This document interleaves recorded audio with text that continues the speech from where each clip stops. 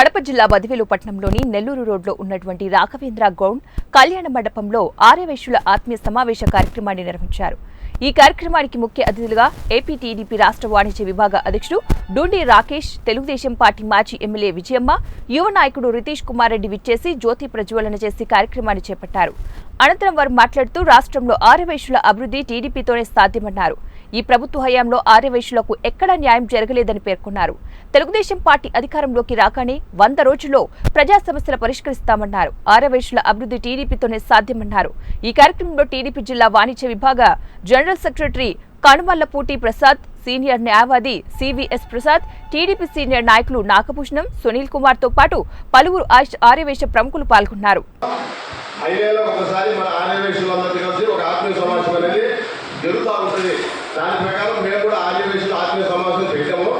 ఈ యొక్క ఉద్దేశం ఏంటంటే ఎలక్షన్లో ఇక్కడ తెలుగుదేశం పార్టీ అభ్యర్థిగా పొజిషన్ గారు పోటీ చేస్తున్నారు.